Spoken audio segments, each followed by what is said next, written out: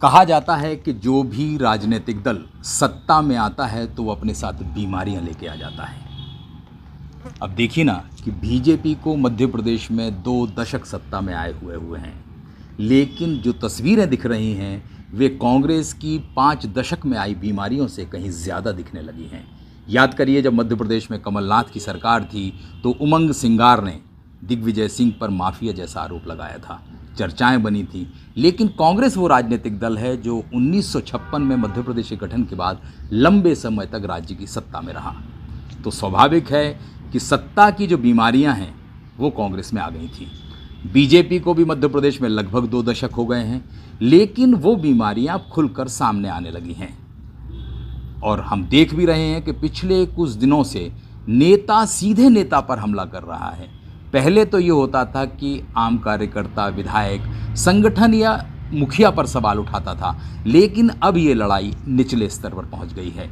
2 बड़े घटनाक्रम हैं मध्य प्रदेश के, और उन दोनों घटनाक्रमों का नाता बुंदेलखंड से है।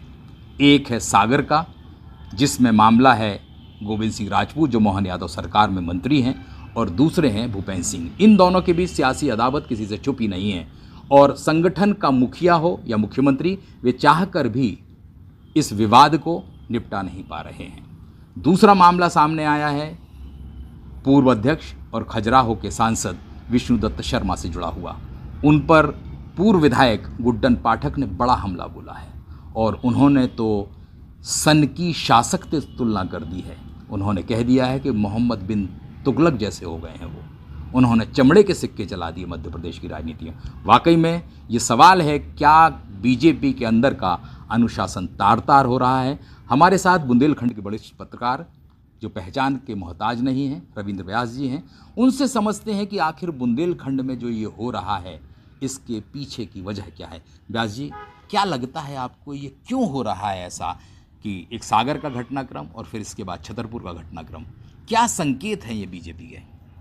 देखिए संदीप जी, पार्टी ने जो शुरुआत से लाइन दी थी कि पार्टी विथ ए डिफरेंस, पर ये जो आपने शुरुआत में कहा था कांग्रेस के कल्चर से ग्रसित एक बहुत जल्दी हो गई है। वो उनको 60-70 दशक लगे, इनको 1 दशक 2 दशकों में ही ये उसको पूर्णतः आत्मसात कर चुके हैं। तो ये सारी चीज़ें अब वर्तमान में ज़मीनी स्तर पर भी दिखने लगी हैं। मामला चाहे सागर का हो या छतरपुर का। सागर में जैसे एक बड़ा घटनाक्रम हुआ कि जो वहाँ की मेयर हैं, जो भूपेंद्र सिंह की समर्थक मानी जाती हैं, उनका कार्ड में नाम ही पहले नहीं लिया गया। बाद में जब उनने इस पर आपत्ति की, मैं दशहरा के कार्यक्रम में नहीं आऊँगी, तो आनंद फानंद ने जो वहाँ के कमिश्नर हैं नगर निगम के, उन्होंने कहा वो थोड़ी सी त्रुटि हो गई है, उसको हम जल्दी सुधार लेंगे जी। तो ये त्रुटि का खेल उनके साथ कई बार हो चुका है। अब त्रुटि का खेल क्यों हो रहा? केवल इसलिए कि वो भूपेंद्र सिंह की समर्थक मानी जाती हैं, और वहाँ एक जो दूसरा पक्ष है गोविंद सिंह का, वो गोविंद सिंह हुए, और वो जैन साहब जो स्थानीय सागर के विधायक हैं वो हो गए, पार्टी के अध्यक्ष हो गए। तो ये एक अलग गुट वहाँ बना हुआ है। इनकी आपसी मनमुटाव के कारण जो बड़े काम, जैसे अब ये कार्ड में नाम ना देना और निर्माण कार्य वगैरह, इन सब का प्रभावित होना, ये तमाम सारी चीज़ें सागर भोग रहा है इस सब चीज़ों को।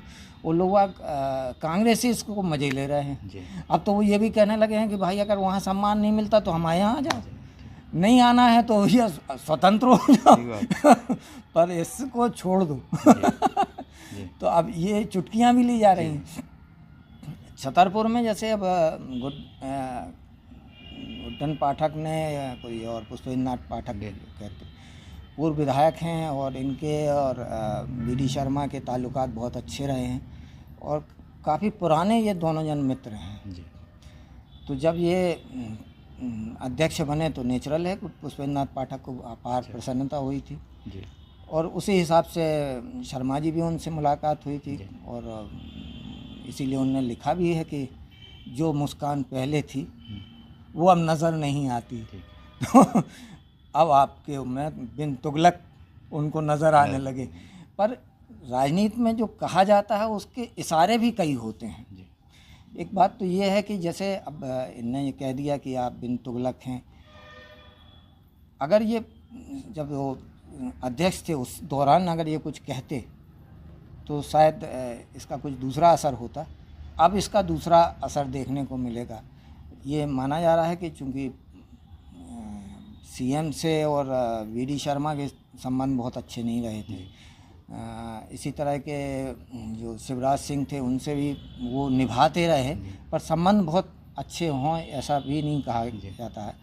तो या तो गुड्डन पाठक की महत्वाकांक्षाएं कुछ ज़्यादा जागृत हो गई हैं, तो उनको ये लगता होगा कि अगर हम इन पर निशाना साधेंगे तो हम सीएम के और ज़्यादा नज़दीक आएंगे। हालांकि विद्यार्थी परिषद से सीएम और शर्मा जी दोनों जन गुड्डन पाठक से संबंध इनके रहे हैं। अब ये तो भविष्य में देखना है कि और किस तरह की चीज़ें सामने आती हैं, लेकिन जो भी होगा वो अगर वो बुंदेलखंड के हित में हो तो अच्छा है।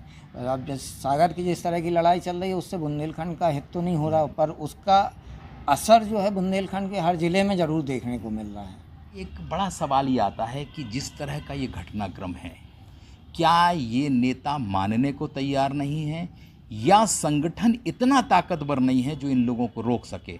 याद करिए अभी भिंड में कुशवाहा विधायक हैं, उनका कलेक्टर से सीधा विवाद हुआ, डिंडोरी का मामला सामने आया, और भी जगह के तमाम मामले सामने आ रहे हैं। ठीक है, बुला के आपने फटकार लगा दी, समझा दिया संगठन ने, तो क्या संगठन कमज़ोर हो रहा है इसलिए ये नेता इतना खुलकर बयानबाजी दे रहे हैं, या संगठन कुछ करने की स्थिति में नहीं है, या ऐसे लोगों का दुस्साहस बढ़ रहा है कि आप मंच से एक विधायक पर हमला करते हैं, एक पूर्व विधायक पूर्व अध्यक्ष पर हमला करता है? क्या संगठन कमज़ोर हो रहा है? इसमें दो तरह की चीज़ें हैं जी। एक तो सत्ता का समन्वय कुछ गड़बड़ है, दूसरा संगठन का जो मैनेजमेंट है या संगठन की जो पकड़ है वो भी कहीं ना कहीं कमज़ोर हुई है। एक और बात भी है जो अब इतने साल चूँकि सत्ता में रहते हुए लोगों को हो गया है, तो उनकी भी महत्वाकांक्षाएं कुछ ज़्यादा जागृत हो गई हैं, तो वो भी अपनी तुलना कांग्रेस के स्टाइल में चाहते हैं कि हमारा भी वैसे ही मान सम्मान रहे जैसे हम कांग्रेसी करते थे। तो अब वो कहीं ना कहीं इनको अंदर से कचोटता तो है ही। अब जैसे छतरपुर का जो घटनाक्रम है वो आपने देखा और सुना, इसके पहले भी जो छतरपुर में घटनाक्रम हुआ था कि सीधे केंद्रीय मंत्री के खिलाफ एक विधायक और तमाम सारे विधायक एक साथ एक मंच पे आ गए थे। तो ये, और उसके बाद जब कुछ नहीं हुआ तो नेचुरल है कि गुड्डन पाठक जैसे नेताओं का हौसला तो बढ़ेगा। इसी तरह का दूसरे क्षेत्रों में जैसे भिंड के विधायक हैं उनका भी, अब जब तो ये मानते हैं कि सरकार के कलेक्टर हों या एसपी हों वो तो हमारे कर्मचारी हैं, उस सरकार के कर्मचारी थोड़ी मानते हो तो अपना मानते हैं। तो अब जब नहीं उनको पूछ परख होती है या उनके गलत कामों की पूछ परख नहीं होती है तो इन लोगों को आक्रोश उत्पन्न होता ही है। एक चीज़ और आ रही है कि इस तरह के बयान से क्या राजनीतिक दल जो है वो जनता के बीच भी अपना वजूद नहीं खोता? क्योंकि जब नेता ऐसा बोलता है तो कार्यकर्ता पर भी परिलक्षित होता है, उसकी जीवन शैली पर असर पड़ता है और कार्यकर्ता भी ज़मीनी स्तर पर बंट जाता है।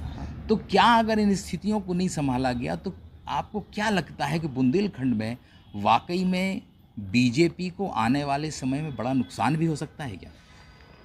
देखिए, इनका असर तो मतलब हम अगर कहीं सामने इस तरह के घटनाक्रम किसी दूसरे दल में भी होते हैं तो उनसे जो समझदार पॉलिटिशियन होते हैं वो उससे सबक लेते हैं।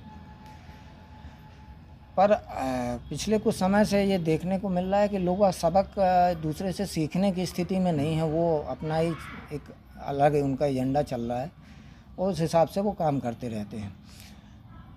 इन सारी चीज़ों का असर जब गुटबाजी होगी क्षेत्रीय दल के आधार पे और नेता के आधार पे जब कार्यकर्ता बटेगा तो उसका असर निश्चित तौर पे पार्टी के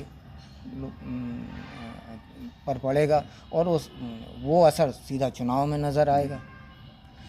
आपको क्या लगता है कि ये स्थितियां जो बिगड़ रही हैं इसमें संगठन को और सत्ता के मुखिया को क्या करना चाहिए? कि बुंदेलखंड में देखिए, आप हम देखते हैं कि कांग्रेस बहुत गुटों में हमेशा बटी रही है, हर चुनाव में 2, 3, 4 विधायक उसके जीत पाते हैं 30 में से। अब वो काम बीजेपी में होने लगा है। मैं वही कह रहा हूँ कि इसका क्या संगठन संभाल नहीं पा रहा है, या वाकई में ये चाहता है संगठन कि ये द्वंद्व चले?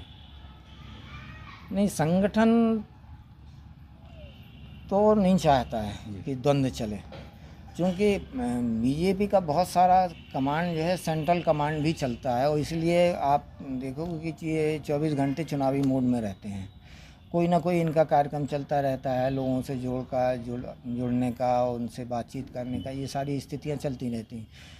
पर जो हमने आपसे कहा कि एक महत्वाकांक्षा कुछ ज़्यादा जागृत हो गई हैं लोगों की, तो उसके कारण वो सुनने को भी उतने तैयार नहीं है। अब इस पर लगाम लगाने की ज़रूरत है। अगर लगाम नहीं लगाई गई तो बड़े नुकसान सामने को देखने को मिलेंगे। अब